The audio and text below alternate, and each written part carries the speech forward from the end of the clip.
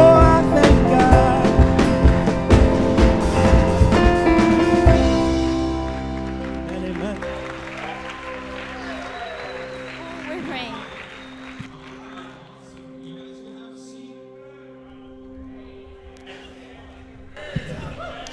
So good to see everybody today. Hey, listen, before we get cranking in our chapel today, a couple things just to remind us of. Man, I love singing that song. It reminds me of our theme of being on the journey, that at some point it is our prayer for every one of us that would be our testimony. That he picked us up, he turned us around, that we have been made new, and that we can enjoy eternity in heaven with him. Well, a couple of things. First of all, I want you to know that Friday, we do not have chapel, so we want to tell you about a couple things that are coming up next week. You've got a fabulous off-campus learning day coming up this Friday. You guys excited about that? Okay, that's good. It's good. It's good. I have a perfect 4-page paper for my preaching class, and it's going to be awesome. It's going to be really good. So next week we're trekking into our fall spiritual life week, something that we haven't done before, but a way to wrap up this first sub-theme that we've been on Journey of Look Up. And I'll tell you a little bit more about our speakers here in just a minute, but next Wednesday, I want everybody to get this in your minds. Next Wednesday is kind of a packed day. There's a lot going on, and we want to tell you about those things. Ben, tell us what's happening next Wednesday morning. Yeah, so next Wednesday during Spiritual Life Week, we're going to be having our See You at the Pole, which is at 8:15 out on the football field. This is a great time to just gather as a school community and just pray for our needs as a school, as a country, and hope to see you all there. Yeah, so you guys make it out for that, 8:15 on the field. We'll gather on the south end by the pole. And then Wednesday night, what's going on then? Wednesday night in the Whitechapel, we're going to have a worship night. Bridge music's coming back. It's going to be a ton of fun. 7 o'clock, it's going to be a great time. You should bring your friends and get ready to worship. All right, sounds good. Listen, I want to say something about worship nights to you guys. So many of you, can we just give them a hand so they'll leave?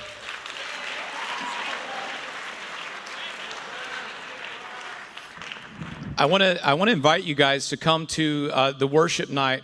Last year, I heard so many people say, "Man, I've always wanted to come to a worship night," and we just kind of missed that.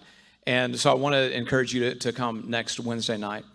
So as you know, as we've been going through this first sub-theme, our Bible faculty have been leading us, and I just really appreciate the job that they have done helping us focus our eyes and to look up. Today we're going to do something a little different. We have some new people on our Bible faculty. You heard from John Vandervelde a couple of weeks ago, and that was great. One of the most terrifying experiences, not his message, but that tandem bike, that was a tough road for me, but it's all right. We have 2 other new teachers that I want to introduce you to today. They are incredible, incredible teachers. They are incredible women of God. They are such an incredible addition to our Bible faculty. And I didn't want to put on to them being brand new. How about you speak a chapel as well? There's a lot of prep that goes into this. But I wanted you to meet them, and I want you to hear from them. There's some things that they'll share with us today along their journey. And I'll introduce them in just a second. But next week, Ms. Poe and Mr. Thornton, go ahead. You can give some.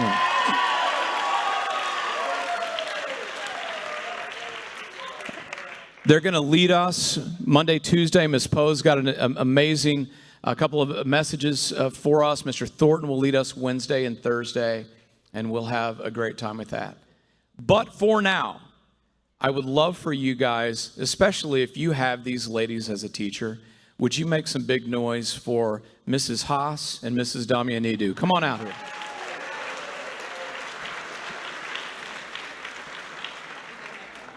There's your seat. All right. Mrs. Damianidou, Yes. What do your students call you?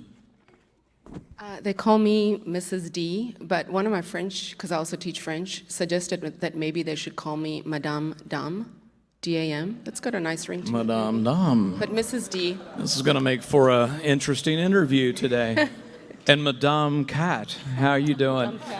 Very well. It's so great to have these ladies with us. I want you to know a little bit about them just their families, but they're going to share a little bit about their journey and some things that they've learned from the Lord today. Ms. D, let's start with you.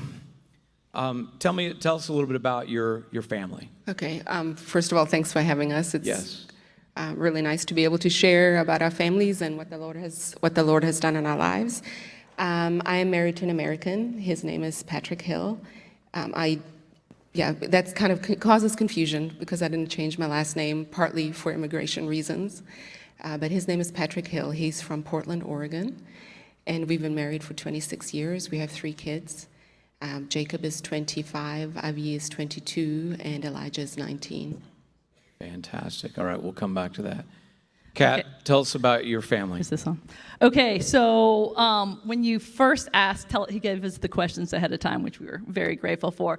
But my first thought, because he's like, kind of, where are you from? What's your family? I thought of my own growing up family. So I'm just going to tell a tiny bit about them and then the family that I now have. So I came from a ministry family. My dad was a pastor. He was an associate pastor when I was growing up. And my mom and dad just did everything together. And they were in smaller churches, you just kind of get everything. So they were given the middle school, the high schoolers, the college students, the young adults. And so my growing up was literally just youth in our house. And my mom, she would keep the house clean, but it was the people that was most important to her. And they were complete opposites. My mom was kind of like just a lover of people and just made people feel so welcome. And my dad was just a really heady, very good teacher. And so I grew up with, basically it would be after church and it's like, oh, do you guys want to come over for dinner or for lunch? And then mom's like, well, make spaghetti. We made spaghetti every single day. And we had people over. So I grew up in a mission-centered house. I had one brother, and he is a missionary. And I think for anyone studying Spanish out there that's difficult for you, he finished his last class in Spanish in college and said, oh, thank the Lord, I never have to speak Spanish again. And now he and his wife are doing youth ministry in Spanish-speaking countries, and he is doing all of his teaching in Spanish. So that Spanish class is important. Yes. But I'm married to a man, Dan Haase, who teaches at Wheaton College in the Christian Formation and Ministry Department. He's an amazing, amazing man I respect incredibly. And I have 2 boys. One of them just finished Wheaton College and is going to be in the 82nd Airborne. It's the Cavalry Scout Division. They're the ones that parachute down and go behind enemy lines. And then my youngest, Ben, is a senior at Wheaton College. Fantastic. Tell us, Ms. D, tell us a little bit about, you talked about immigration and your name being different. Tell us about where you grew up. You have an interesting journey how you made it to America. Tell us a little bit about that. So I was born in Cyprus, in Paphos, Cyprus, and you can find that in Acts in the Bible. She was born in the Bible. I think that's what she's I was born in Acts in the Bible. There you go. That's my claim to fame, is that I'm from Paphos, Cyprus. And then I moved to South Africa when I was 6 years old because my father, people always go, well, how did you end up, kind of very different place. My dad was a teacher, and the government was looking for teachers to go to South Africa because there were a lot of Greek migrants, and they needed a Greek teacher for the community in Durban, South Africa. So I moved there when I was 6, and that's where I came to know the Lord when I was 15. I think that was God's provision, honestly. I don't think I would have heard the gospel otherwise. I moved back to Cyprus when I was 19, and at the time there were no universities in Cyprus. So my brother had come and had gotten his doctorate from U of I in Champaign in chemical engineering and was working for BP, had married an American, and he just said, if you want to go to school, you can come live with me and go to school. So I came here when I was 21, so I sort of started college a little bit later. I had lived in Cyprus for 2 years, so I just wanted the opportunity to go to school. So I came here when I was 21. And then when I was, well, I won't say how old, but a few years past that, I was planning to go back home, and I met my husband a few months before. And I actually did go back home, and he came and got me, basically. And he came back to the States, and then I had to wait for my immigration papers, and then I joined him. And 26 years later, we're happy. I tell him he's happy every day. I remind him how happy he is. And during our marriage, no, we get along really well. And because of his job, we moved to France. During our married life, we moved to France for 4 years, and my daughter was born there. Love it. Your journey is, I mean, we'll hear some about your spiritual journey, but Yes. you kind of had a geographic journey. Very much so. Moving around and being here. Yeah, I'm so glad you're here. Yeah, I am too. Mrs. Haase, where are you from? Mine is not as exciting, but does anyone know Covenant College? Anyone know Covenant College? Okay, I grew up Lookout Mountain, Tennessee, Georgia. You could like straddle like Tennessee and Georgia at the same time. But it is like a suburb up on a mountain. So if you took like maybe a smaller Wheaton and put it in a mountain, and it's a super outdoor area. As a matter of fact, Outside Magazine named it like the best outdoor town in the country several years in a row. It's got hang gliding. It's got incredible hiking. There's the river that's right at the bottom, and so people go kayaking. It's just a really beautiful place to grow up, and we would just run around free, really safe, and we'd just be in the woods all the time. So I grew up on a mountain. This sounds a lot like West Chicago. Yes. but not at all.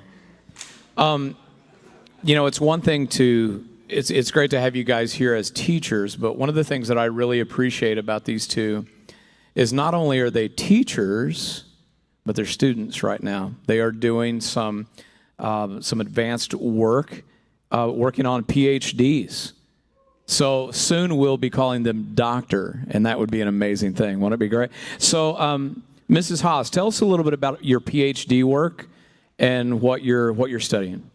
Okay, so I am at Covenant Theological Seminary, and I'm getting my degree in cultural apologetics, which a lot of people are like, I'm not sure exactly what that is. But if you took theology and philosophy and then the study of culture and put that all together. So one of the things, and we might ask about kind of like how I got here, but I have been a resident director at a college, at Wheaton College, meaning living in the dorms for 20 years. And I'm kind of watching the students over this 20 years, as well as some of the young student development professionals that I'm working with. And I'm kind of watching some of the worldviews start to change a little bit. And if you kind of, especially juniors and seniors, you might know the term like kind of a postmodern culture. Like we have certain ways to see the world. So what I was looking at is how does this postmodern culture and how are our students and our young student development professionals impacted by this worldview that's in our culture right now? And so I'm looking at, this is a little bit long, but I'm looking at like, how does this culture, Gen Z, how does it define what is true, kind of what is our authority, what we can trust, what is beautiful, what is like our inward experiences, and how do we flourish? Like, how does the self flourish? And then how do we do good and just things in the world? So the good, the true, and the beautiful. And it's interesting, because in our culture right now, kind of they're like, there's kind of no authority up here. So what is actually authoritative? What can you trust? Our culture is saying you can trust your feelings. That's the only thing you can trust. So kind of look inside, and that's truth. And you kind of go inside, you trust your feelings, and that's what you have to live out.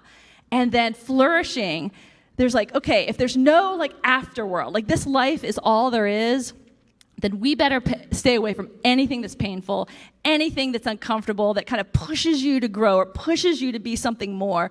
So what you need to do is make sure that you stay away from anything toxic, stay away from toxic people, and you want to make sure you self-care, and you want to make sure you do this because you deserve it. So flourishing is taking care of yourself and getting away from anything that's uncomfortable. And then it's like, okay, well, what about good, things that are good, things that are moral? It's like, well, there's no real authority. So morality is really just whatever each person says it is. And the only thing that's really good is whatever you say it is. And there's some people that are in power, and they're just trying to oppress you. So you need to get out from underneath the power of the oppressor, and you need to do your own thing. And so what's good to do is make sure no one's oppressing you. And then I'm looking at what the most wise human to ever live and will ever live, Solomon, and what he says about what is good, true, and beautiful, and how it differs from that significantly. I love that. Such an interesting contrast of what our world is telling us and what the Bible is telling us. Ms. D, tell us about your continued studies. So I have a master's degree in French, so I've been a French teacher for most of my life, but I really felt a calling to Bible school when I was in my teens, but I came from a very strict Greek Orthodox family, so that was a hard no.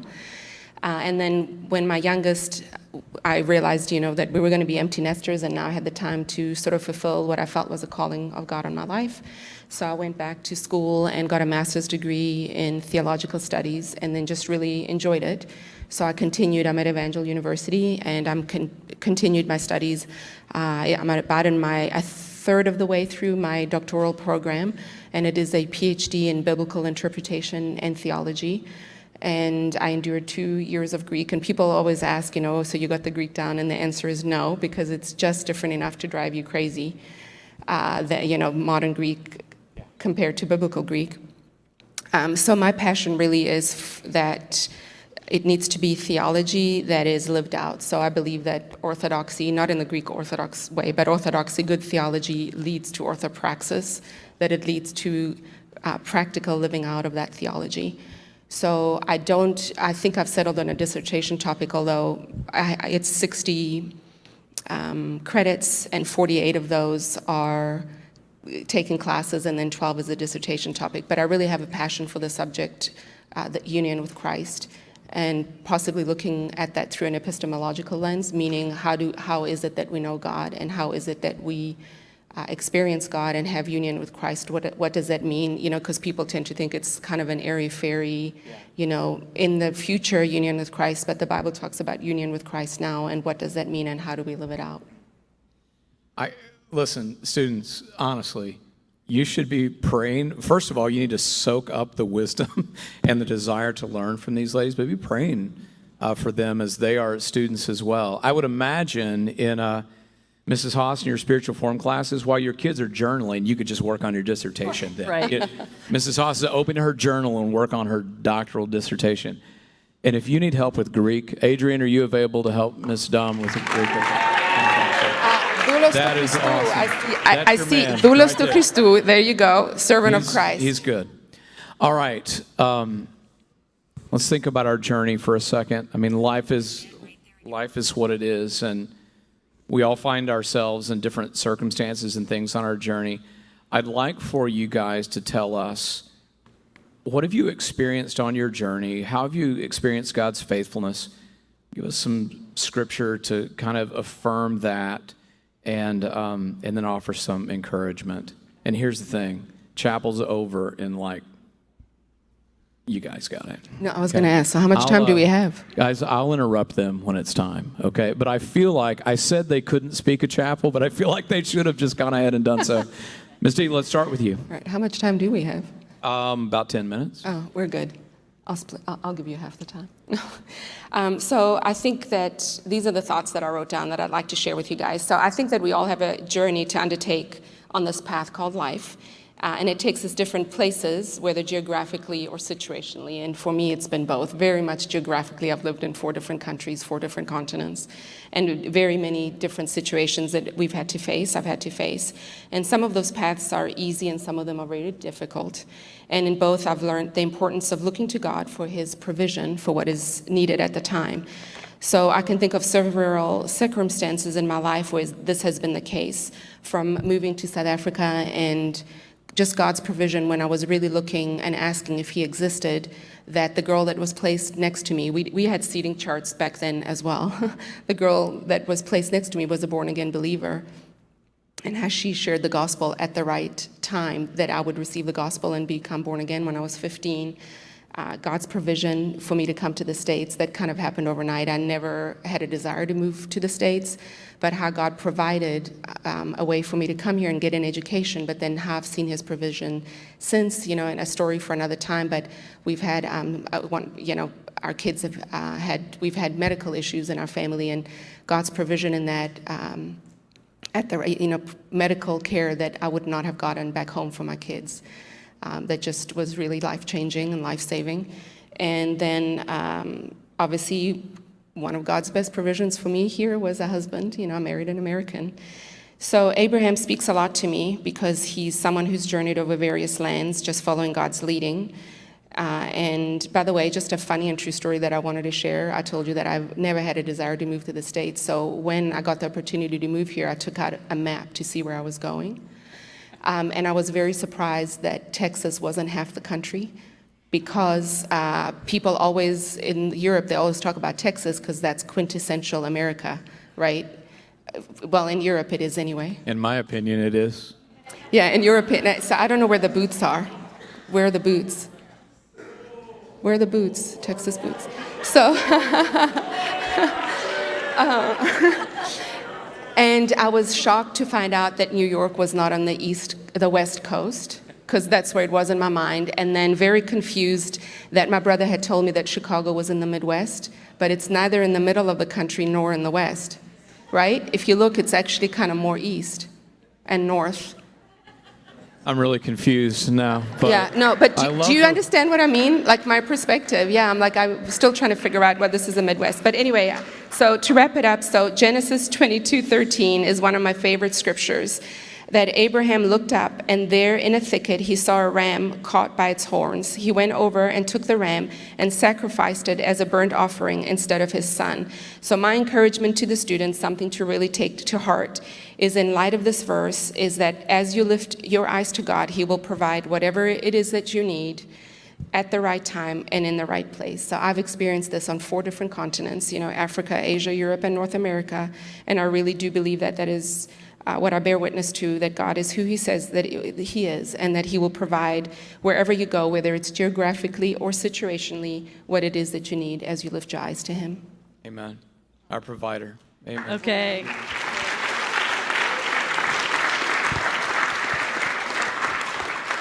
I was very excited to hear that it was the journey, because I very much resonate with, we are all on a journey. And in my room, we have some Lord of the Rings, the journey, kind of we walk through it and it's hard. But we just had a class in spiritual formation that talks about the different types of growth. You have systematic formation. These are the things we can have control over, and we learn how to read and pray and walk together. And then there's the organic, which is these out of control things that God brings in our lives to form us. And often they are hard and they are difficult. But those are the things that have really, in my life, brought about me desperately learning the other ones, like how to read the Bible, how to know where to go. In my classroom, there's 4 pictures by an artist called Thomas Cole. And it's childhood, adolescence, adulthood, and old age. And it's the same person in each picture on a boat. Kind of, you have the landscape and you have a guardian angel. And so the beginning is just this almost little toddler, and the guardian angel is kind of controlling the boat. And then kind of where you guys are, they have this picture of adolescence, and it's this beautiful adventure, and just they have everything in front and excited, and they have kind of a world to conquer. And it's a guy, he has his hand on the steering wheel, and it's just, or the little rudder, thank you. And then the third picture was adulthood. And a man in a storm. He can't see the guardian angel. He's on his knees. The boat is broken. There is just a waterfall that he's about to go over. And he knows he needs God. And in my life, the Lord has taken the things that are good, the gifts that he's given me, and one by one, systematically, he's taken those away, and he said, am I enough? Which do you want of these things? Do you want me, or do you want this other thing, this other God? And slowly, he has taken me to say, am I enough? And there's times you're like, no, it doesn't feel like enough, because it's a breaking moment. And you're going to encounter incredible hardships on your journey. And he's going to say, what do you want? Like, do you trust me? And I can tell you, he is the thing you want to hang on to. So there's this verse that a student, we memorize verses every week with my students and college students that I work with. And every now and then the graduate student would pick the verse. And he picked this verse. I'm like, that is the oddest verse. And we all memorized it. But years later, that verse has come to be incredibly significant to me. In the verse, it's Habakkuk. He's one of the prophets, and he's living in an agricultural world and farming world where your crops and your cattle are everything. Like, you survive and your family survives if this is like flourishing and growing.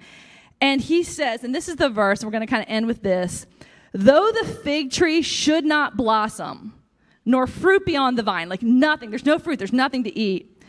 Though the produce of the olive fails and the fields yield no fruit, and then it gets to like the cattle. Though the flock be cut off from the fold and there's no herd in the stalls, yet I will rejoice in the Lord. I will take joy in the God of my salvation. The Lord is my strength. He makes my feet like the deer's. He makes me tread on my high places. And you think of a deer, like those deers that can go up in the high, high mountains. And God has given you incredible gifts, and he has something for each of you. And he says, you follow me, you trust me, you give this up for me, and I will have you tread on the high places that I have for you. So good. You know, when I think about what you guys have shared, just to kind of wrap things up today, it's an incredible encouragement for each and every one of us. Mrs. Haase, just that, I love that passage from Habakkuk. And students, here's what that means for us. That when everything that we think is bringing us hope and sustenance and flourishing, when everything is gone, will you still worship the Lord? Will you still trust him? That's one of the most difficult things for us to do in our lives, that when everything we think is bringing us safety and contentment and comfort, when it goes away, what are we going to choose to do? Who are we going to choose to worship? And it's such an incredible question and thing for us to think about on our journey. If you've not already experienced that on your journey, you're going to experience that on your journey. That everything you've hoped for may be taken away. That everything that you feel is bringing you safety, it can be taken away. And then, Mrs. Dom, just to hear from you, two incredibly important things that you shared. A 15-year-old classmate shared the gospel with you. And you may not be sitting here with us today if someone who is a sophomore or a freshman didn't share the gospel with you. Students, that's a part of your journey and your story. How will you impact the lives of other people? And then I love the passage and the story of Abraham. And I loved as you read that. Abraham looked up and he saw a ram in the thicket. And students, here's what that means for us. When Abraham looked up and saw the ram in the thicket, it's a foreshadowing of Christ. Mm-hmm. Of the one who would become a sacrifice for us that we might know the incredible love of God. Students, he loves us. He is with us. He provides for us. We've heard that today, and I hope that as we continue our journeys together, and we continue our journey wherever it may lead, that we can lean into Christ, that we can trust his provision and trust his heart and his plan for our lives.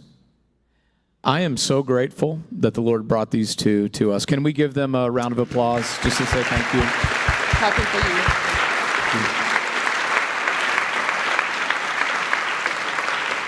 Our time is about up for today, so I'd love to pray for them, and then we'll be on our way. Lord, we are so grateful for all that you are, for the way that you are faithful. You are a guide. You are a provider. I thank you for the lives of these two women, and thank you for bringing them to Wheaton Academy. I pray that you would bless them as they bless us, as they teach, as they pour their lives into students and into relationships here. I pray that you would bless them in their doctoral studies as they continue to learn And then as we are part of the beneficiaries of that, of hearing from what they've learned and learning more and more about you.